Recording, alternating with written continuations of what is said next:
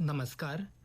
आकाशवाणी जयपुर अजमेर से प्रस्तुत हैं प्रादेशिक समाचार।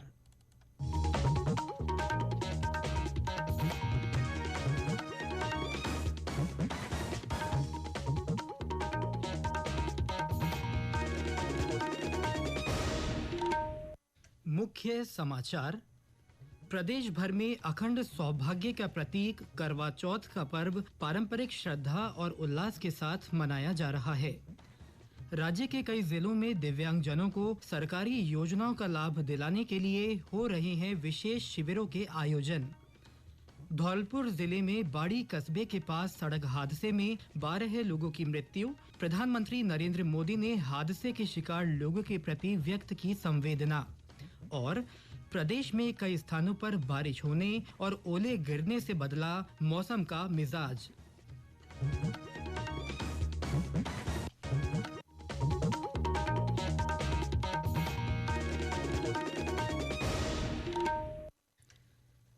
समाचारों के साथ मैं सिद्धार्थ जैन। और अब समाचार विस्तार से। अखंड सौभाग्य का प्रतीक करवा चौथ का पर्व प्रदेश भर में श्रद्धा और उल्लास के साथ मनाया जा रहा है। सुहागन महिलाएं सुख, समृद्धि और पति की लंबी उम्र की कामना के साथ चौथ माता की पूजा अर्चना कर रही हैं। महिलाओं ने निर्जला व्रत रखा है। रात्रि में चंद्रमा को अर्घ्य देने के साथ महिलाएं अपना व्रत खोलेंगी। विभिन्न चौथ माता मंदिरों में श्रद्धालु माता के दर्शन के लिए पहुंच रहे हैं। सवाई माधोपुर जिले में स्थित चौथ का बरवाड़ा में चौथ माता के मंदिर में सुबह से ही श्रद्धालुओं का आना जारी है। वहीं रणथंभौर दुर्ग स्थित त्रिनेत्र गणेश मंदिर में बड़ी संख्या में श्रद्धालु दर्शनों के लिए पहुंच रहे हैं। कोटा के बाजारों में खरीदारों की चहल पहल नजर आ रही है। उधर भरतपुर में भी अखंड सौभाग्य का पर्व करवा चौथ श्रद्धा पूर्वक मनाया जा रहा है। और ब्यौरा हमारे संवाददाता से। पति की लंबी आयु की कामना को लेकर मनाए जाने वाला करवा चौथ पर्व आज भरतपुर में महिलाएं हर्षोल्लास के साथ परंपरागत रूप से मना रही हैं। करवा चौथ त्योहार को लेकर महिलाओं में उत्साह बना हुआ है। महिलाएं पूजा अर्चना कर उपवास कर रही हैं। महिलाओं ने 16 श्रृंगार कर आज चौथ माता की सामूहिक रूप से कथा सुनी है और मंगल गीत गाकर खुशहाली व अमर सुहाग बनाए रखने की प्रार्थना महिलाओं द्वारा की गई है। महिलाओं ने आपस में एक दूसरे से मिट्टी के करवा की भी अदला बदली कर दान पुण्य किया है। शाम को महिलाओं ने सूर्य अस्त होने से पूर्व अर्घ्य देकर बुजुर्गों का आशीर्वाद लिया। वहीं रात्रि को चांद के दर्शन करने के साथ ही अर्घ्य देकर अपना व्रत महिलाएं खोलेंगी। शिव कुमार वशिष्ठ, आकाशवाणी समाचार, भरतपुर। बारां और झालावाड़ में भी करवा चौथ पर्व पर महिलाओं में उत्साह देखा जा रहा है। महिलाओं ने 16 श्रृंगार कर आज कई स्थानों पर सामूहिक रूप से कथा सुनी और मंगल गीत गाए। राष्ट्रपति द्रौपदी मुर्मू मंगलवार को नई दिल्ली में 5वें राष्ट्रीय जल पुरस्कार प्रदान करेंगी। केंद्रीय जल शक्ति मंत्रालय ने 9 श्रेणियों में 38 विजेताओं की घोषणा की है। इनमें सर्वश्रेष्ठ राज्य, जिला, ग्राम पंचायत, शहरी स्थानीय निकाय, जल प्रयोक्ता संघ और सिविल सोसाइटी की श्रेणियां शामिल हैं। सर्वश्रेष्ठ राज्य की श्रेणी में ओडिशा ने पहला स्थान हासिल किया है। प्रत्येक विजेता को प्रशस्ति पत्र और ट्रॉफी के साथ साथ नकद पुरस्कार प्रदान किए जाएंगे। गौरतलब है कि केंद्र सरकार जल प्रबंधन और जल संरक्षण के बारे में जागरूकता लाने के लिए राष्ट्रीय स्तर पर एक व्यापक अभियान चला रही है। राष्ट्रीय जल पुरस्कारों के लिए देश भर से ऐसे व्यक्तियों और संगठनों को चुना जाता है जो सरकार के जल समृद्ध भारत के लक्ष्य को प्राप्त करने की दिशा में कार्य और प्रयास कर रहे हैं।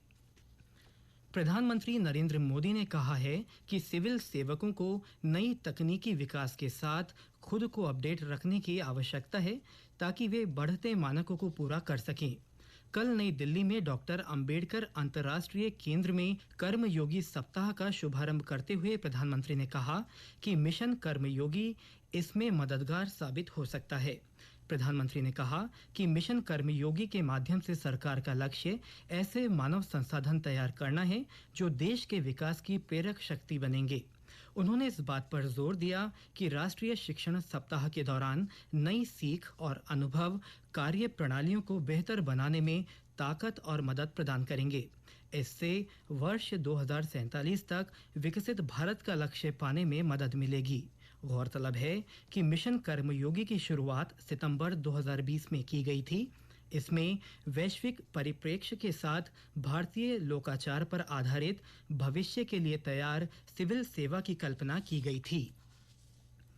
प्रदेश के विभिन्न जिलों में दिव्यांगजनों को सरकार की योजनाओं का लाभ दिलाने के उद्देश्य से विशेष शिविरों का आयोजन किया जा रहा है। इसी कड़ी में 12 जिले में सशक्त 12 प्रगति को शक्ति अभियान के तहत आज पंचायत समिति अटरू में कैंप का आयोजन किया गया, जिसमें क्षेत्र के सैकड़ों दिव्यांगजनों ने भाग लेकर योजनाओं का लाभ प्राप्त किया।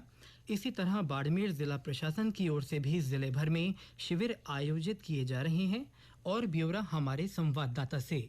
दिव्यांगजन को आत्मनिर्भर और सशक्त बनाने एवं समाज में उनकी भागीदारी सुनिश्चित करने के उद्देश्य से समन्वित प्रयास सशक्त समाज अभियान शुरू किया गया है। इस अभियान के जरिए दिव्यांगों को सार्वजनिक सुविधाओं, चिकित्सा सेवाओं और विभिन्न सरकारी योजनाओं से लाभान्वित करवाया जा रहा है। अभियान के तहत आयोजित किए जा रहे शिविरों में दिव्यांगों के चिन्हीकरण, दिव्यांग प्रमाण पत्र बनाने और रोडवेज पास बनाने समेत विभिन्न कामकाज किए जा रहे हैं। 14 अक्टूबर से शुरू ये अभियान 24 अक्टूबर तक चलेगा। जसवंत सिंह रूडी, आकाशवाणी समाचार, बाड़मेर। ये समाचार आकाशवाणी जयपुर अजमेर से प्रसारित किए जा रहे हैं। इस त्योहार कीजिए एक शुभ शुरुआत हीरो मोटोकॉर्प के शानदार फेस्टिवल ऑफर्स के साथ। पाएं भारत की number 1 motorcycle hero HF deluxe पर 4500 का नगद डिस्काउंट। आसान और आकर्षक फाइनेंस सुविधाओं के साथ डाउन पेमेंट केवल 1999 से शुरू। आज ही अपने नजदीकी हीरो शोरूम जाएं और घर लाएं अपनी नई पसंदीदा हीरो HF डीलक्स। नियम व शर्तें लागू। धौलपुर जिले में बाड़ी कस्बे के पास राष्ट्रीय राजमार्ग पर कल रात एक सड़क दुर्घटना में 5 बच्चों सहित 12 लोगों की मौत हो गई। यह घटना तब हुई जब एक स्लीपर बस और ऑटो रिक्शा में टक्कर हो गई। सभी पीड़ित एक शादी समारोह से लौट रहे थे। टक्कर इतनी जोरदार थी कि ऑटो रिक्शा बुरी तरह क्षतिग्रस्त हो गया। दुर्घटना में बस चालक और कंडक्टर गंभीर रूप से घायल हो गए, जिन्हें जिला अस्पताल में भर्ती कराया गया है। प्रधानमंत्री नरेंद्र मोदी ने हादसे के शिकार लोगों की मृत्यु पर दुख जताया है। सोशल मीडिया पर पोस्ट में श्री मोदी ने कहा कि राज्य सरकार की निगरानी में स्थानीय प्रशासन पीड़ितों की हर संभव मदद करने में जुटा हुआ है। उन्होंने सभी घायलों के शीघ्र स्वस्थ होने की कामना की है। श्री मोदी ने घोषणा की है कि प्रधानमंत्री राष्ट्रीय राहत कोष से मृतकों के परिजनों को 2-2 लाख रुपए की अनुग्रह राशि दी जाएगी और घायलों को 50,000 रुपए दिए जाएंगे। हादसे पर राज्यपाल हरिभाऊ बागड़े ने भी गहरा शोक व्यक्त किया है। वहीं मुख्यमंत्री भजनलाल शर्मा ने सड़क हादसे में हुई जनहानि पर दुख व्यक्त किया है। उन्होंने जिला प्रशासन को घायलों के समुचित उपचार की व्यवस्था करने के निर्देश दिए हैं। पूर्व मुख्यमंत्री अशोक गहलोत ने भी धौलपुर सड़क हादसे पर गहरी संवेदनाएं व्यक्त की हैं। केंद्रीय ग्रामीण विकास मंत्री शिवराज सिंह चौहान कल नई दिल्ली में शहरी भू रिकॉर्ड के लिए पुनः सर्वेक्षण में आधुनिक प्रौद्योगिकियों के बारे में एक अंतर्राष्ट्रीय कार्यशाला का उद्घाटन करेंगे। इस कार्यशाला का मुख्य उद्देश्य शहरी भू रिकॉर्ड आधुनिकीकरण में वैश्विक सर्वश्रेष्ठ पद्धतियों को प्रदर्शित करना, अनुकूल तकनीकी समाधान प्रस्तुत करना और चुनिंदा शहरी क्षेत्रों के लिए प्रायोगिक परियोजना तैयार करना है। कार्यशाला में मानकीकरण के अभाव, डाटा सुरक्षा और हितधारकों के लिए क्षमता निर्माण जैसी चुनौतियों पर भी विचार किया जाएगा। 2 दिन की इस कार्यशाला का लक्ष्य केंद्र सरकार के मंत्रालयों और विभागों, राज्यों और केंद्र शासित प्रदेशों के राजस्व और शहरी विकास सचिवों, अंतर्राष्ट्रीय विशेषज्ञों तथा प्रौद्योगिकी प्रदाताओं सहित संबंधित हितधारकों को एक मंच पर लाना है। केंद्र सरकार द्वारा पाली, प्राकृत, मराठी, असमिया और बांग्ला भाषा को शास्त्रीय भाषा का दर्जा दिए जाने पर इन भाषाओं के चयनित विद्वानों ने सरकार का आभार प्रकट किया है। केंद्रीय शिक्षा मंत्री धर्मेंद्र प्रधान से मुलाकात करने वाले 5 लोगों में प्राकृत भाषा की ओर से जयपुर के प्रोफेसर धर्मचंद जैन भी शामिल थे। श्री जैन ने केंद्रीय मंत्री से मुलाकात कर प्राकृत भाषा का देश भर में प्रचार प्रसार करने, महत्व स्थापित करने, इसमें निहित भारतीय ज्ञान परंपरा को उजागर करने, जन जन में इस भाषा को सीखने की भावना पैदा करने के बारे में चर्चा की और इस निर्णय के लिए प्रधानमंत्री नरेंद्र मोदी का आभार जताया। दीपावली से ठीक पहले केंद्र सरकार ने किसानों के लाभ के लिए बड़ा फैसला लेते हुए रबी फसलों के न्यूनतम समर्थन मूल्य में बढ़ोतरी की है। केंद्रीय कैबिनेट के इस फैसले से शाहपुरा जिले के किसानों ने खुशी व्यक्त की है।